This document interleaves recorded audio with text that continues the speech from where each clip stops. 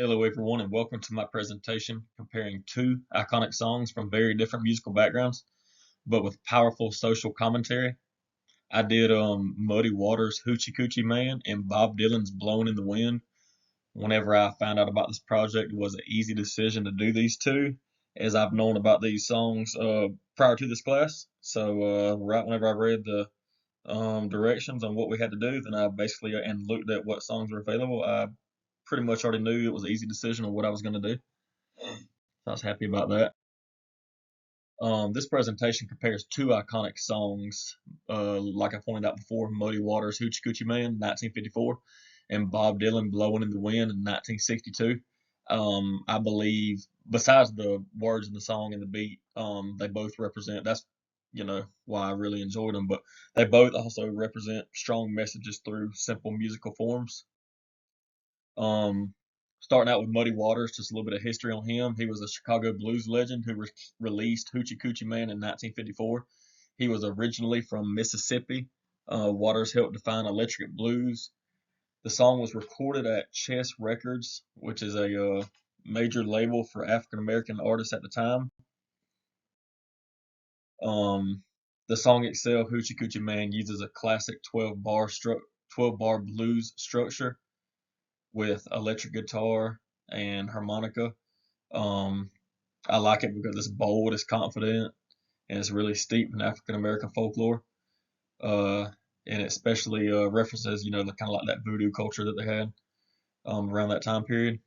The lyrics speak to the power, luck, and masculinity at a time when African American men were often denied social and economic power in a segregated society.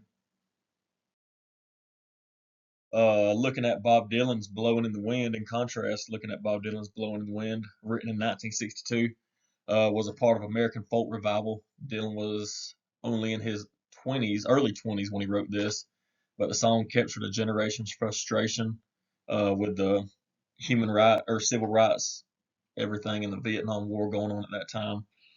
The piece uses simple acoustic instrumentation and a repetitive verse structure to emphasize this message.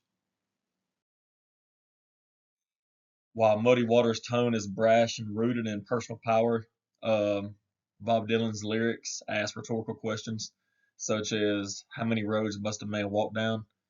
Um, his delivery is understated but deeply emotional and reflects the civil rights and anti-war sentiments at the time, as I pointed in the previous slide. Personal interpretation. Both artists use simple musical forms to communicate profound messages. They help shape the sounds of protest and identity. Uh, Muddy Waters for the African American empowerment and pride in the face of oppression, and Bob Dylan as a voice for civil rights and peace. Few more things I'd like to add that I just have on my Word document right here is some of the things that uh, strictly pertains to Muddy Waters. It was once again released in 1954 Chicago, Chess Records during the electric blues scene. Muddy Waters' real name is McKinley Morganfield, and this was written in a time post-war America. Racism, segregation was going on. His legacy actually inspired artists such as the Rolling Stones. I was surprised to see that.